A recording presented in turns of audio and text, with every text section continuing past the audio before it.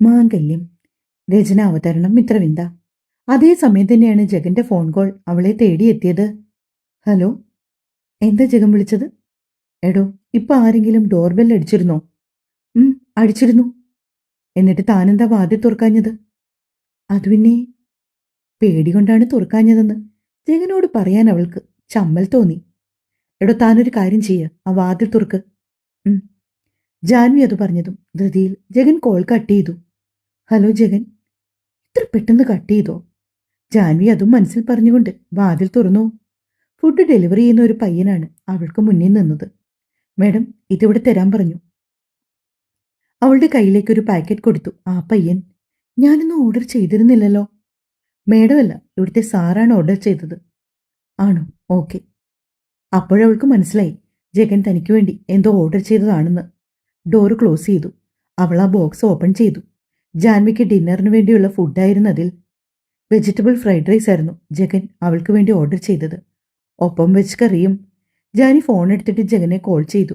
പക്ഷെ അവൻ ബിസി എന്ന് പറഞ്ഞുകൊണ്ട് പെട്ടെന്ന് കട്ട് ചെയ്തു. ഷോ, ഈ ജഗൻ. അവൾ ഫോൺ എടുത്തിട്ട് അവനൊരു താങ്ക്സ് സെൻഡ് ചെയ്തു. എന്നാൽ അവൻ ഓൺലൈനിൽ ഇല്ലായിരുന്നു. ആഹാരമൊക്കെ കഴിച്ച ശേഷം ഉറക്കം വരാതെ ജാൻവി ഏറെ നേരം ബാൽക്കണിയിൽ തന്നെ ചിലവഴിച്ചു. ഏറെ നേരം ഓരോന്നോർത്ത് നിന്നപ്പോൾ മിഥുവിന്റെ കോൾ വന്നത്. കുറച്ചു സമയം അവളോട് സംസാരിച്ച് സമയം പോയി. പിന്നീട് മിഥുവിനെ ആരോ വിളിക്കുന്ന പോലെ ജാനി കേട്ടു. എടി, അമ്മയാ, ഞാൻ വെക്കുവാ. മിഥു ഫോൺ വെച്ചു. സമയം ഏകദേശം 10 മണിയോടടുത്തു.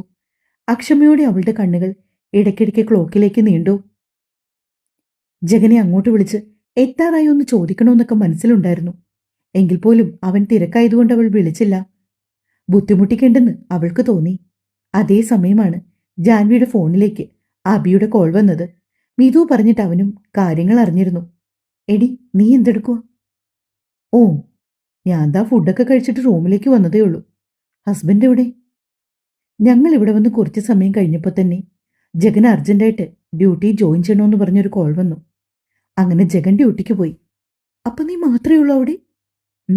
ഞാൻ മാത്രമേ ഉള്ളൂ. നിനക്ക് പേടിയില്ലേ? ഒറ്റയ്ക്ക് എവിടെ? അങ്ങനെ ചോദിച്ചാൽ ചെറിയ പേടിയുണ്ട്. ജഗൻ നേരത്തെ വരാന്ന് പറഞ്ഞിട്ടാ പോയി. അപ്പോഴേക്കും വീണ്ടും മിഥു കൂടി അവരുടെ കോളിൽ ജോയിൻ ചെയ്തു. ഇവളുടെ ഏട്ടൻ ഇതുവരെ എത്തിയില്ല. ജാനി അത് പറഞ്ഞതും മിഥുവിന്റെ ചുണ്ടിൽ അറിയാതൊരു പുഞ്ചിരി വന്നെത്തി. അത് ജാനി, മൺഡേ മുതൽ കോളേജിൽ പോണം. നീ അതിനെപ്പറ്റിയൊന്നും പറഞ്ഞില്ലല്ലോ. പോകാം. നീ വീട്ടിൽ നിന്ന് നേരെ ഹോസ്റ്റലിലേക്കാണോ? ജാൻവി മിഥുവിനോട് ചോദിച്ചു. അതെ, ഇനി എക്സാമിന് കുറച്ച് ദിവസം കൂടിയല്ലേ ഉള്ളൂ. ഞാൻ കരുതുന്ന ഹോസ്റ്റലിൽ നിൽക്കാന്നാ. അതാവുമ്പോൾ മര്യാദയ്ക്ക് പഠിക്കെങ്കിലും ചെയ്യാം. ഇതിപ്പോൾ അങ്ങോട്ടും ഇങ്ങോട്ടും ട്രാവൽ ചെയ്ത് തന്നെ നല്ലൊരു നേരം പോകും. എങ്കിൽ പിന്നെ ഒരു കാര്യം ചെയ്യ, നീ ഇങ്ങോട്ടേക്ക് വാ. ഇവിടെ 2 മുറിയുണ്ടല്ലോ.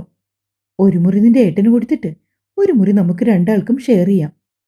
നല്ല കഥയായി. ഏട്ടൻ എവിടെ പോയാലും സ്വന്തമായിട്ടൊരു ഓഫീസ് റൂം വേണം. ചിലപ്പോൾ ഒരു മുറി ചേട്ടൻ ഓഫീസ് റൂമായിട്ടായിരിക്കും ഉപയോഗിക്കുന്നത്. എന്നാലും കുഴപ്പമില്ല. ഇവിടെ അത്യാവശ്യം സ്പേഷ്യസ് ആണ്. നീ വാ. ഹോസ്റ്റലിൽ നിൽക്കുന്നത് നല്ലതല്ലേ? നമുക്കിവിടെ ചില്ല് ചെയ്യാം. അയ്യടാ, അതൊന്നും വേണ്ട. നിങ്ങൾ കപ്പിൾസിൻ്റെ ഇടയ്ക്ക് ഞാൻ വന്നാൽ ശരിയാവത്തില്ല. നല്ല ബെസ്റ്റ് കപ്പിൾസാ. മിഥു പറഞ്ഞതിന് മറുപടിയായി ജാൻവി ഒരാക്കി ചിരിയോടെ പറഞ്ഞു. പിന്നെ കുറേയേറെ സമയം ഇരുവരും അങ്ങോട്ടും ഇങ്ങോട്ടും പരസ്പരം വർത്തമാനം പറഞ്ഞ ശേഷമാണ് ആ ഫോൺ വെച്ചത്. കുറേയേറെ സമയം ജാൻവി ഓരോരോ ആലോചനകളിൽ മുഴുകി അങ്ങനെയിരുന്നു.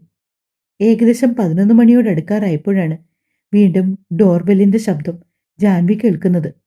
ആദ്യം തന്നെ അവൾ പോയി കതകിനുള്ളിലെ ആ ചെറിയ ഹോളിലൂടെ നോക്കി. മറുപുറം ജഗൻ നിൽക്കുന്ന കണ്ടതും ആശ്വാസത്തോടെ നെഞ്ചിൽ കൈവച്ചുകൊണ്ട് ജാൻവി ഡോർ ഓപ്പൺ ചെയ്തു. നന്നായി ക്ഷീണിതനായിരുന്നു ജഗൻ. അവന്റെ അലച്ചിലിന്റെ ഭാഗമായി തന്നെ അവന്റെ യൂണിഫോം മുഴുവനും വിയർപ്പിൽ നനഞ്ഞു കുതിർന്നിരുന്നു. അവൻ വല്ലേത് ടയേർഡായിട്ടാണ് വന്നതെന്ന് കണ്ടതും അവൾ കൂടുതൽ ചോദ്യങ്ങളൊന്നും ചോദിക്കാൻ നിൽക്കാണ്ട് പെട്ടെന്ന് തന്നെ വാതിക്കൽ നിന്ന് മാറി. ജഗൻ നേരെ റൂമിലേക്ക് പോയി. കയ്യിലെ വാച്ച് അഴിച്ചു വെച്ച് യൂണിഫോം ഒരു ബിന്നിലേക്ക് ഇട്ടുകൊണ്ട് അവൻ ഫ്രഷ് ആകാനായി ബാത്റൂമിൽ കയറി. ജാൻവി നേരെ ബാൽക്കണിയിലെ ബീൻ ബാഗിലേക്ക് വന്നിരുന്നു. അല്പനേരം കഴിഞ്ഞതും ജഗനും അവിടേക്ക് വന്നു. താൻ ഫുഡ് കഴിച്ചായിരുന്നോ? ജഗൻ തന്നെയാണ് സംസാരത്തിന് തുടക്കം കുറിച്ചത്. ഞാൻ കഴിച്ചിരുന്നു. ജഗൻ കഴിച്ചിട്ടാണോ വന്നത്? ഞാൻ പുറത്തുനിന്ന് കഴിച്ചു. പിന്നെയും ഇരുവർക്കുമിടയിൽ മൗനം നിറഞ്ഞു നിന്നു. തനിക്ക് കോളേജിൽ പോയി തുടങ്ങണ്ടേ? വീണ്ടും ജഗൻ തന്നെ സംസാരം തുടങ്ങി വെച്ചു. പോകണം. തിങ്കളാഴ്ച മുതൽ പോകാന്നാ കരുതുന്നേ. ജഗൻ, ഞാൻ ഇതുവരെ ഹോസ്റ്റലിലെ റൂം വെക്കേറ്റ് ചെയ്തിട്ടില്ല. ഞാൻ ഹോസ്റ്റലിലേക്ക് പോകട്ടെ? മിതു ഹോസ്റ്റലിൽ വരാമെന്ന് പറഞ്ഞിട്ടുണ്ട്. നോക്ക് ജാൻവി, ഒരു കാര്യം ഒന്നിൽ കൂടുതൽ തവണ പറയുന്നതിനോട് എനിക്ക് തീരെ താല്പര്യമില്ല. ഞാൻ ഓൾറെഡി പറഞ്ഞു കഴിഞ്ഞു. ഞാൻ എവിടെയാണോ അവിടെയായിരിക്കണം എൻ്റെ ഭാര്യ താമസിക്കേണ്ടതെന്ന്. മാത്രമല്ല, ഈ ഫ്ലാറ്റും തൻ്റെ കോളേജും തമ്മിൽ വലിയ ദൂരമൊന്നുമില്ലല്ലോ. കൂടിപ്പോയാലോ ഒരു 20 മിനിറ്റ്. അതിനുള്ളിൽ പോയി വരാമല്ലോ. പിന്നെന്തിനാ ഹോസ്റ്റലിൻ്റെ ആവശ്യം? തൽക്കാലം ആ ഹോസ്റ്റൽ റൂം അങ്ങ് വെക്കേറ്റ് ചെയ്തേക്ക്. എന്തോ ആജ്ഞാപന ശക്തിയുള്ള സ്വരമാണ് ജഗന്റേത്. സ്വയം അറിയാതെ അവൻ പറഞ്ഞതിന് മറുപടിയായി ജാൻവി ഒന്ന് മൂളി. പിന്നെ എങ്ങനെ ഇരുന്നാ മതിയോ? പെട്ടെന്ന് ജഗൻ ചോദിച്ചപ്പോൾ അവൻ എന്താണ് പറയുന്നത് എന്ന് മനസ്സിലാകാത്ത വിധത്തിലവൾ അവനെ നോക്കി. തിരുമേനി പറഞ്ഞതല്ലേ ജപിച്ചു തന്ന ആ ഏലസ് കെട്ടണമെന്ന്? പെട്ടെന്ന് ജഗനത് ചോദിച്ചതും ജാൻവി അറിയാതെ ഉമിനീരിറക്കി. അത് അത് ഞാൻ പറഞ്ഞിരുന്നല്ലോ, ഞാൻ തനിയെ കെട്ടിക്കോളാന്ന്. എന്നിട്ട് തിരുമേനി അങ്ങനെ അല്ലല്ലോ പറഞ്ഞത്. അദ്ദേഹം പറഞ്ഞത് ഞാൻ കെട്ടിത്തരണമെന്നല്ലേ? അതെ, പക്ഷേ ഒരു പക്ഷേയുമില്ല. ആ ഡ്രോയറിൽ ഏലസ് അടങ്ങിയ ഒരു ബോക്സ് ഉണ്ട്. പോയതെടുത്തിട്ട് വാ. ജഗനത് പറഞ്ഞിട്ട് ജാൻവി ഇരുന്നിടത്ത് നിന്ന് അനങ്ങാതായതോടെ ജഗൻ അവളുടെ പേര് ഉറക്ക വിളിച്ചു. ജാൻവി, ഞാൻ പറയുന്നത് താൻ കേൾക്കുന്നില്ലേ? ഉണ്ട് ജഗൻ. എങ്കിൽ പോയി അതെടുത്തിട്ട് വാ. അവൾ മടിയോടെ എഴുന്നേക്കാൻ തുടങ്ങിയതും ജഗൻ പറഞ്ഞു. അല്ലെങ്കിൽ വേണ്ട, ഞാൻ എടുത്തിട്ട് വരാം. താനിവിടെ ഇരിക്കെ. ഇവിടെ വെച്ചോ? എന്താ? ഇവിടെ വെച്ച് വേണ്ട, റൂമിൽ മതി. ജാൻവി മുഖത്തെ പരവശവും വെപ്രാളവുമെല്ലാം ഉള്ളിൽ ഉളപ്പിച്ചുകൊണ്ട് പറയുകയാണ്. എങ്കി വാ. ജഗൻ ആർദ്രമായ സ്വരത്തിൽ പറഞ്ഞതും ജാൻവി അവൾ പോലും അറിയാതെ അവന് പിന്നാലെ റൂമിലേക്ക് നടന്നു. വല്ലാത്തൊരു വിറയല് അവളുടെ ഉടലാകെ പടർന്നു. താൻ എന്തിനാ പേടിക്കുന്നത്? പെണ്ണിന്റെ പരവശം കണ്ട് ജഗൻ ചോദിച്ചു.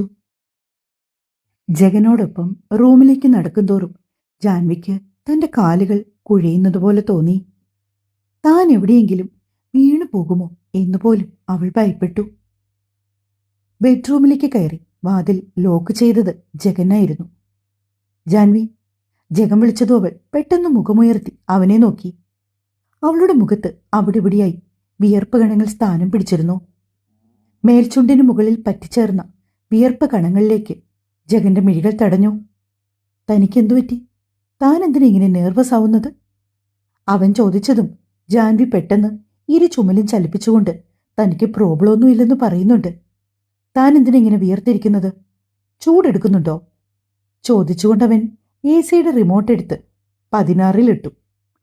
ശേഷം അവൻ ചെന്നിട്ട് ഡ്രോയർ തുറന്ന് ഒരു ചെറിയ ബോക്സ് കയ്യിലേക്കെടുത്തു. അതുമായിട്ട് ജഗൻ നടന്നു വരുമ്പോൾ ജാൻവി കട്ടിലിന്റെ ക്രാസയിൽ ബലത്തിൽ പിടിച്ചു നിൽക്കുകയാണ്. ചുവന്ന ചരടിൽ ഇളകിയാടുന്ന ആ വെള്ളി ഏലസിലേക്ക് അവളുടെ മിഴികൾ നീണ്ടു. ജാൻവിയുടെ ഹൃദയമിടിപ്പ് വല്ലാണ്ട് വർദ്ധിച്ചു. ജഗൻ വന്നിട്ട് ബെഡിലേക്ക് ഇരുന്ന ശേഷം ഏലസ് കയ്യിലെടുത്ത് എന്തൊക്കെയോ നോക്കുന്നുണ്ട്. ജഗൻ, വിറച്ചുകൊണ്ട് പെണ്ണവൾ അവനെ വിളിച്ചു. എന്താടോ? ഗൗരവത്തിൽ അവൻ അവളുടെ നേർക്ക് നോക്കി. ഞാൻ ചെയ്തോളാം. എന്ത്? ഞാനിത് കെട്ടിക്കോളാം. ജഗൻ ചെയ്യണ്ട. എവിടെ നിന്നോ കുറെ ധൈര്യം സംഭരിച്ചുകൊണ്ട് അവൾ പറയുകയാണ്. ഞാൻ നിന്റെ ആരാണ് ജാൻവി? അവന്റെ ശബ്ദം ഉയർന്നു. അതിന് മറുപടി പറയാതെ അവൾ മിഴികൾ താഴ്ത്തി. ചോദിച്ചത് കേട്ടില്ലേ, ഞാൻ നിന്റെ ആരാണെന്ന്? അത് ജഗൻ അറിഞ്ഞുകൂടെ? എന്തിനാ എന്നോട് കൂടെ കൂടെ ചോദിക്കുന്നത്? പറഞ്ഞപ്പോൾ പെണ്ണിന്റെ മുഖം തെല്ലൊന്നു വീർത്തു. എനിക്കറിയാം, പക്ഷെ നിനക്കതിനെപ്പറ്റി വലിയ ധാരണയില്ലെന്ന് തോന്നുന്നു. അതുകൊണ്ട് ചോദിച്ചതാ. ജഗൻ എന്റെ ഭർത്താവാണെന്ന് എനിക്കറിയാം. എന്താ പോരെ? കുറുമ്പോടെ പറയുകയാണ് ജാൻവി. ശരി, ആ ഒരു ബോധം നിനക്കുണ്ടല്ലോ അല്ലേ? ഉണ്ട്. എങ്കിൽ പിന്നെ ഈ ഏലസ് ഞാൻ കെട്ടിത്തന്നതുകൊണ്ട് നിനക്കെന്താ ബുദ്ധിമുട്ട്? അടുത്ത ചോദ്യം വന്നതും ജാൻവി ഒന്നും അല്ലാണ്ടായി. അവളോട് ഇട്ടിരുന്ന ടോപ്പ് പിടിച്ച് മേൽപോട്ടുയർത്താൻ ജഗൻ കൈകൊണ്ട് കാണിച്ചു. അനങ്ങാതെ നിൽക്കുകയാണ് പെണ്ണവൾ അപ്പോഴും. ഇനി ഞാൻ തന്നെ ഇത് ചെയ്യണോ എന്ന് ചോദിച്ചുകൊണ്ട് ജഗൻ അവളുടെ ടോപ്പ് അല്പം മുകളിലേക്ക് ഉയർത്താൻ തുടങ്ങിയതും ജാൻവി അവന്റെ കൈത്തണ്ടയിൽ പിടിച്ചു. പ്ലീസ് ജഗൻ. നിസ്സഹായായി അവനെ നോക്കുകയാണ് ജാൻവി. അത് കണ്ടതും ജഗന് ദേഷ്യം വർദ്ധിച്ചു. ജാൻവി, ഞാൻ ആകെ ടയേർഡായിട്ടാണ് ഇവിടെ നിൽക്കുന്നത്. മാത്രമല്ല, നാളെ കാലത്തെ തന്നെ എനിക്ക് ഡ്യൂട്ടിക്ക് പോകണം. കുറച്ച് സമയം എനിക്ക് ഉറങ്ങണമെന്ന് ആഗ്രഹമുണ്ട്. നീ ഇവിടെ പിള്ള കളിച്ച് നിന്നാ പറ്റില്ല. അവൻ ഗാംഭീര്യത്തിൽ പറഞ്ഞതും ജാൻവി പതിയെ ടോപ്പ് പിടിച്ച് മുകളിലേക്ക് ഉയർത്തി. ഞാവിച്ചുഴിയിൽ തിരശ്ശീല തീർത്തുകൊണ്ടാണ് അവൾ ടോപ്പ് പിടിച്ച് നിൽക്കുന്നത്. കാരണം അവനതൊന്നും കാണാൻ പാടില്ലെന്ന് അവളുടെ അകത്താരെ ആരോ മന്ത്രിച്ചു. കുറച്ചു സമയം ജഗൻ അവളുടെ ഓരോ പ്രവൃത്തിയും നോക്കി ആ കിടക്കയിലിരുന്നു. ശേഷം കൂടുതലൊന്നും പറയാതെ അവൻ നിലത്തേക്ക് മുട്ടുകുത്തിയിരുന്നതും ജാൻവി പകച്ചു പോയിരുന്നു. അവളുടെ പാവാടയുടെ മേൽത്തുമ്പിൽ പിടിച്ചവൻ ഒരൽപ്പം താഴ്ത്തിയതും ജാൻവി പിന്നിലേക്ക് നീങ്ങി അടങ്ങി നിൽക്ക് ജാൻവി. ജഗന്റെ ഗർജനം ആ മുറിയിൽ ആകെ മുഴങ്ങി. ഒന്നും പറയാതെ കൊണ്ട് മിടിക്കുന്ന ഹൃദയത്തെ ശാന്തമാക്കുവാൻ പോലും പറ്റാണ്ട് ജാൻവി നിൽക്കുകയാണ്. വെണ്ണയുടെ നിറമുള്ള അവളുടെ ആലില വയർ വല്ലാണ്ട് വിറകൊള്ളുന്നത് അവനും കണ്ടു. എടോ, ഇങ്ങനെ പേടിക്കാനും മാത്രം തന്നെ ഞാൻ ഒന്നും ചെയ്യാമെന്നതല്ല. തൻ്റെ ആയുസ്സിനും ആരോഗ്യത്തിനും ദോഷങ്ങൾ മാറാനും വേണ്ടിയാണ് ഈ ഏലസ് ഞാൻ കെട്ടിത്തരുന്നത്. അതും തിരുമേനി പറഞ്ഞതുകൊണ്ട് മാത്രം. അല്ലാണ്ട് തൻ്റെ അരക്കെട്ട് കാണാൻ കൊതിയായിട്ടൊന്നുമല്ല. ജഗന്റെ വാക്കുകൾ കേട്ടതും ജാൻവി മിഴികൾ അമർത്തി പൂട്ടി നിന്നു. ഛേ, ഈ ജഗൻ ഇതെന്തൊക്കെയാണ് പറയുന്നത്? അവളുടെ വെള്ളി എരിഞ്ഞാണത്തിൽ അവന്റെ വിരൽ പതിഞ്ഞതും ജാൻവി കട്ടിലിന്റെ ഓരത്ത് മുറുക്കെ പിടിച്ചു. അതല്പം താഴേക്കാക്കിയ ശേഷം ജഗൻ ഏലസ് കയ്യിലെടുത്തു. അവളുടെ അരക്കെട്ടിലൂടെ അത് ചുറ്റി വരിഞ്ഞു. അവന്റെ വിരൽത്തുമ്പ് പതിയുമ്പോഴൊക്കെയും ജാൻവിയുടെ ശ്വാസനിശ്വാസം ഉയർന്നു. പിന്നിലേക്ക് വീണ്ടും അവൾ വീഴാൻ തുടങ്ങിയതും ഇടം കൈകൊണ്ട് അവനെ ചുറ്റിപ്പിടിച്ച് നേരെ നിർത്തി. ചുവന്ന ചരടിൽ ഉടക്കുകൾ തീർത്തുകൊണ്ട് ഒരൽപ്പം ബലത്തിൽ അവൻ അത് അവളുടെ അരയിൽ മുറുക്കി.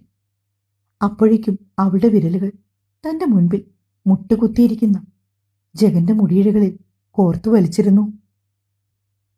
അവൻ മുഖമുയർത്തി നോക്കിയതും പെണ്ണിന്റെ കവിളിണകൾ ചുവന്ന് തൊടുത്തു നിൽക്കുന്നു.